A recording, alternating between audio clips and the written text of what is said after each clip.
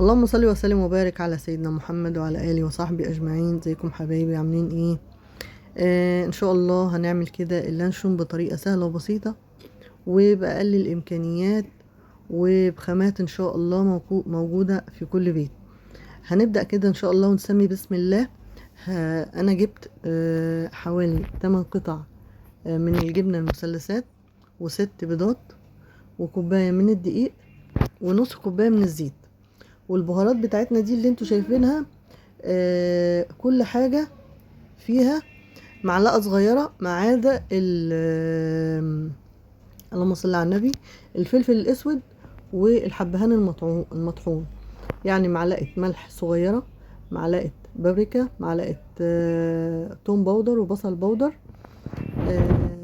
واتنين مرقة بالشكل ده، نص معلقة فلفل أسود ونص معلقة حبهان مطحون. هنحط المكونات بتاعتنا كلها في الخلاط ونضربها ضربة كويسة. بعد كده جبت قطعة لحمة، حوالي معلقتين كبار من قطعة اللحمة. وممكن لو عايزة تعمليه بالفراخ، بدل اللحمة دي تجيبي نص صدر فرخة وتفرميه كويس مع الخليط ده، بس مش هتحط عليه اي لون، هتخليه زي ما هو كده من غير لون ولا اي حاجة. احنا زودنا اللون بس كده نقطتين كده، بحيث ان هي ايه، يبقى زي لون اللانشون بتاع بره.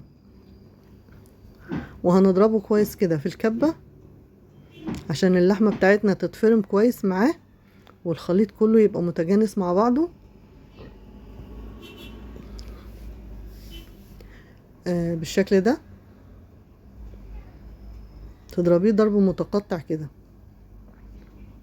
هيبقى معاكي باللون الحلو دوت اللي انت هتشوفيه دلوقتي بالشكل ده. انا بقى جبت عندي علبة كده،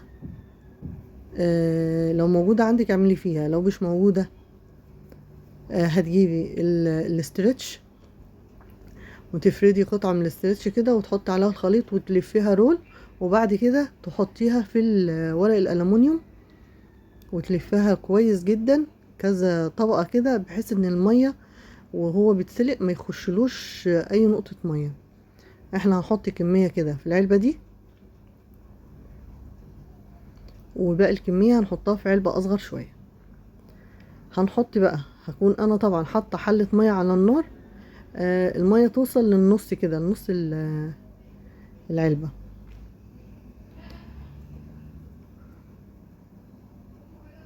بالشكل ده. طبعا في طريقة تانية يا جماعة، اللي بيسلقوا الفراخ وبعد كده بيفصصوها، بيحطوا عليها جيلاتين وبيحطوا عليها الكلام ده كله.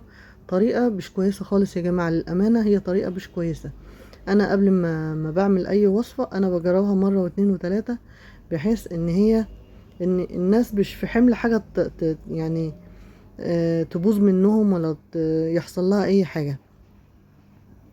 فالطريقة دي يعني الحمد لله بفضل الله أنا كل سنة بعملها للولاد على المدارس كده، وغير يعني المدارس لما بنبقى عايزين ناكل لانشون بنعملها في البيت.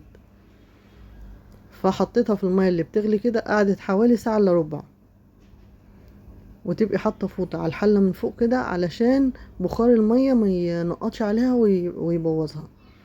وطلعت معانا بالشكل الحلو ده، حاجة انت عاملاها في البيت مضمونة وصحية، وعارفة انت عاملاها ازاي وحاطة فيها ايه، وضمنها لولادك. لكن الحاجات اللي بنجيبها من بره المصنعات دي، انت ما بتبقيش عارفة ايه المواد الحافظة اللي فيها المضرة جدا دلوقتي. ويا رب يحفظكم ويحفظ لكم اولادكم. عملناها بالشكل الحلو ده وبألف هنا وشفا يا رب، وسنة دراسية سعيدة علينا وعليكم وعلى اولادكم، وبالجمال والحلاوة اللي انتوا شايفينها دي يا جماعة، وبألف هنا وشفا يا رب، بألف هنا وشفا.